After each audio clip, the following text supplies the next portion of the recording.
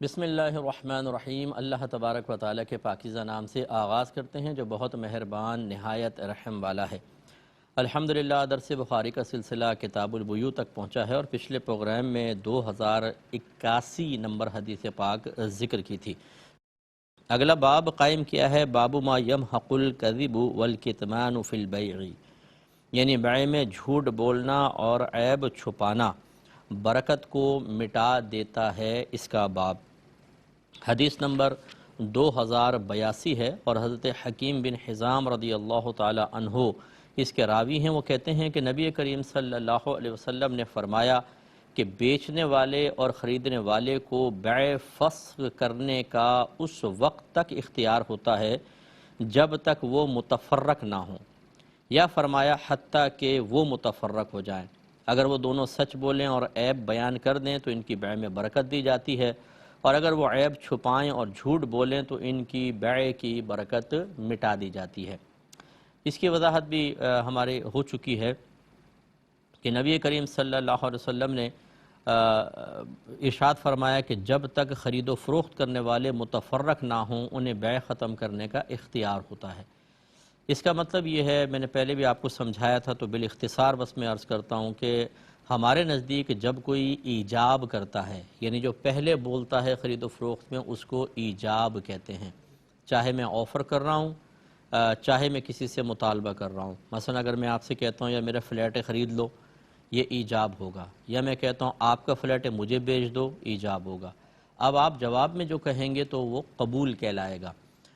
تو بعض اوقات یہ فقہ حنفی کی روشنی میں جب کوئی ایجاب کر لیتا ہے تو سامنے والے کو قبول کا اختیار حاصل ہوتا ہے، اس کو کہتے ہیں خیار قبول۔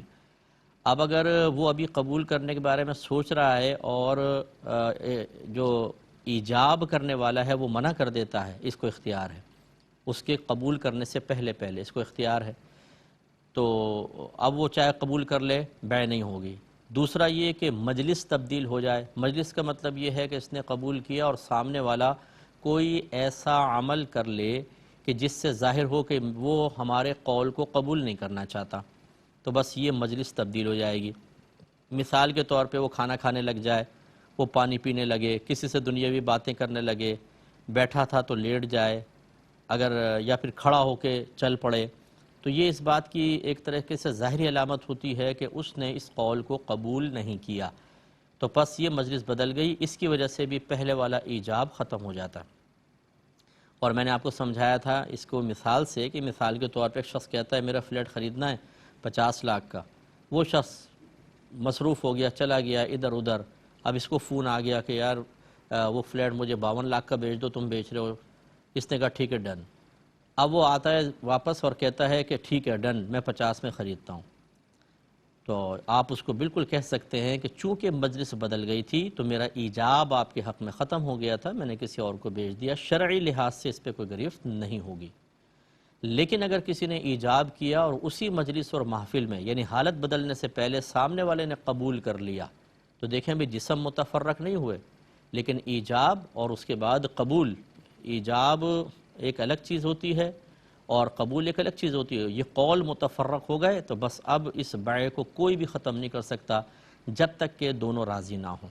یعنی اب مشتری یہ نہیں کہہ سکتا خریدنے والا کہ نہیں بھی میں نہیں لے رہا ہوں، قبول کر لیا اب لینا ہی پڑے گا، اور اسی طرح جو بیچنے والا ہے وہ نہیں کہہ سکتا کہ بھئی میں تو مجھے زیادہ کی آفر ہو گئی، میں تمہیں نہیں بیچ رہا ہوں۔ اگرچہ کہہ دیتے ہیں لوگ، میں شرعی اعتبار سے کہہ رہا ہوں کہ یہ گناہگار ہوں گے۔ جیسی ایجاب و قبول ہوتا ہے ایک دوسرے کے مال میں ان دونوں کے حقوق وابستہ ہو جاتے ہیں، تو بس اب یہ اس کو ختم نہیں کر سکتے جب تک کہ دوسرا راضی نہ ہو جائے۔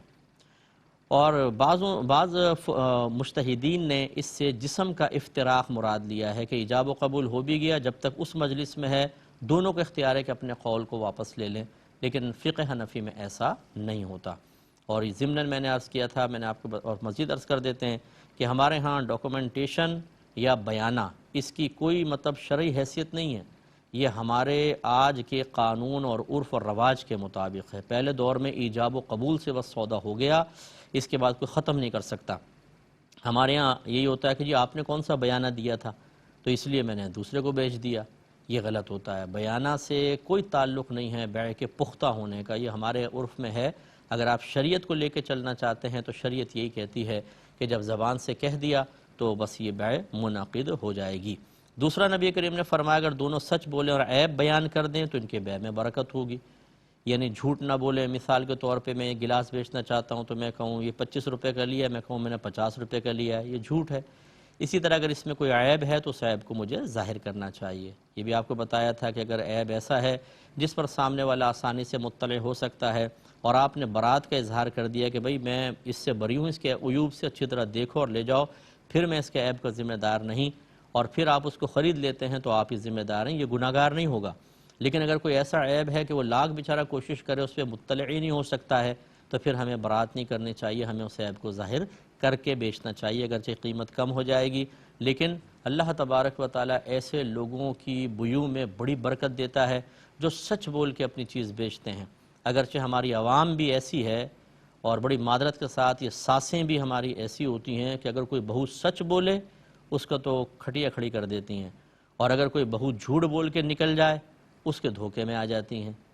حالانکہ سچ بولنے والی کو سراہنا چاہیے، اگر اس نے کوئی نقصان بھی کر دیا، وہ سچ بول رہی ہے تو اس کو کہیں کہ چلو بیٹا تم نے نقصان کیا لیکن سچ بولا ہے، ہمیں اس کی خوشی ہے۔ ایسے کوئی دکاندار، کوئی مکینک سچ بول رہا ہے تو ہمیں کہنا چاہیے کہ یار آپ نے سچ بولا، ہمیں بہت خوشی ہوئی اور ہم آپ سے اور سودا لیں گے۔ لیکن ہمارے ہاں جو بیچارہ سچ بولے، چونکہ جھوٹ اتنا عام ہے ہم سمجھتے ہیں وہ اس میں بھی جھوٹا ہے، وہ قسمیں بھی کھائے گا تو نہیں مانیں گے۔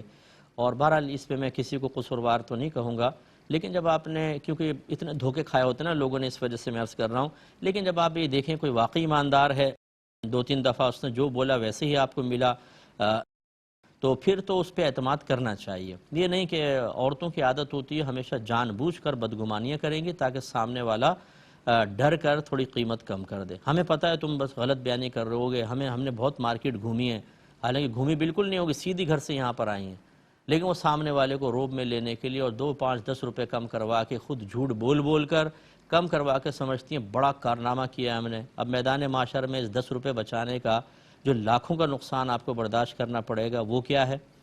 تو یہ کوئی سننے کے لیے تیار نہیں ہے بالکل، یعنی آخرت تو کچھ بھی نہیں ہے، دنیا کے 5 اور 10 روپے ہمارے نزدیک اتنے اہم ہیں کہ اس کے بدلے میں اگر جنت بھی ہاتھ سے جائے نا تو کوئی بات نہیں، 5 روپے بچنے چاہیے، 10 روپے بچنے چاہیے، خیال کرنا چاہیے۔